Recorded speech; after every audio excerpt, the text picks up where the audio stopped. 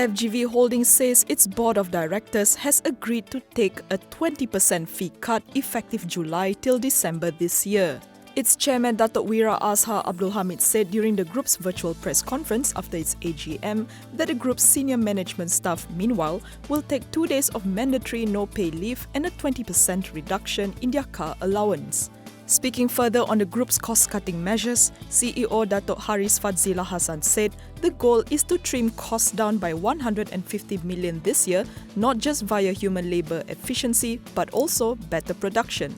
This year, FGV has a higher percentage of young and prime trees, as at end 2019, 51% of FGV's planted area of 339,385 hectare had trees aged 4 to 20 years with an average age profile of 13.8 years.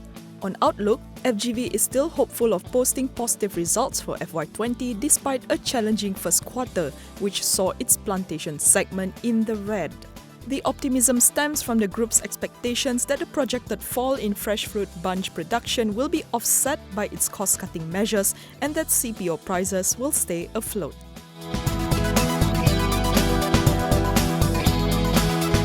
Ex-Sabah CM Tan Sri Musa Aman is being sued by Sabah Foundation for 872 million ringgit, which the latter claims went missing through dodgy logging deals when he was chairman.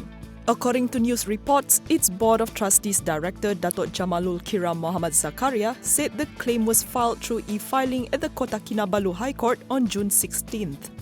Sabah Foundation is the state's largest timber concession holder. It was set up in 1966 to ensure the socio-economic well-being of Sabahans and assist in the development of the state's education sector.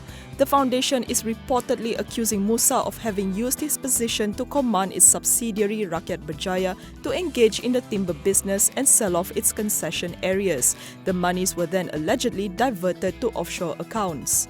Recall that Musa was facing 46 graft and money laundering charges in connection with timber concession contracts in Sabah.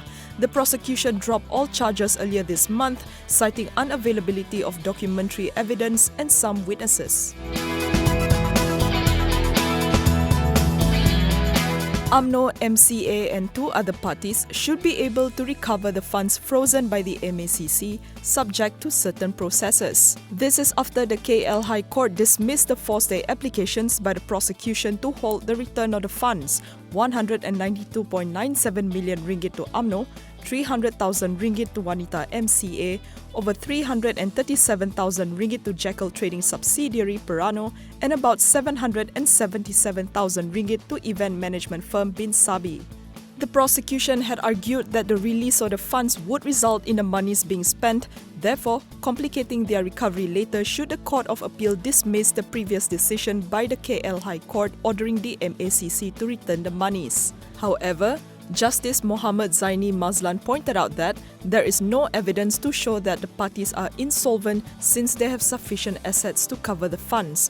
The order for the release of the funds is immediate, although their return is still subject to MACC's administrative process.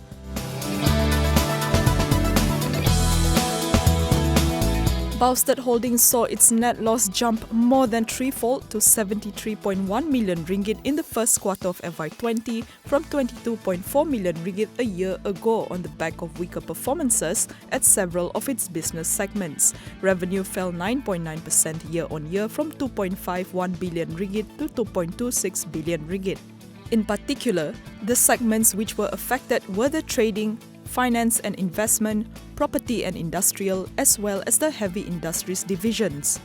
Bowsted's chairman Datuk Sri Muhammad Khalid Nordin explains that business activity essentially came to a halt as a result of the COVID-19 pandemic, thus affecting most of its divisions and subsequently its first quarter earnings. However, 2 of its other business segments, namely pharmaceutical and plantation, managed to do well. The pharmaceutical segment posted a higher profit of 29.4 million ringgit versus 25.9 million ringgit in the first quarter of FY19, while the plantation division swung back into the black with a 1.3 million ringgit profit compared with a loss of 14 million ringgit a year ago. Moving forward, Khalid said the group is confident that it is able to withstand current challenging times. It aims to strengthen its operations and drive performance to see brighter prospects over the next 3 years.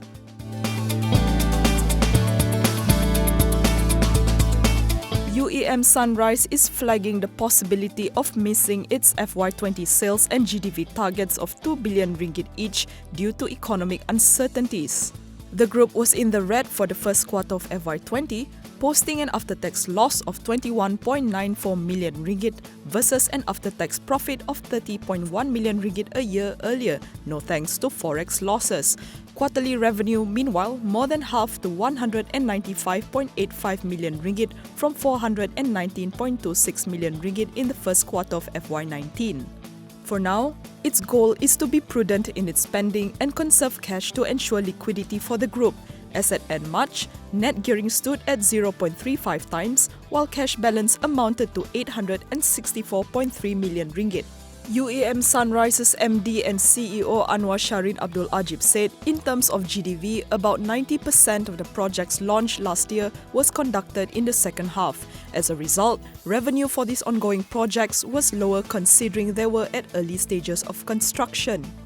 On its outlook, the group remains cautious on its launches for 2020 and will focus mainly on residential developments in addition to clearing its inventories. It will also continue to scout for good development opportunities, particularly in Australia.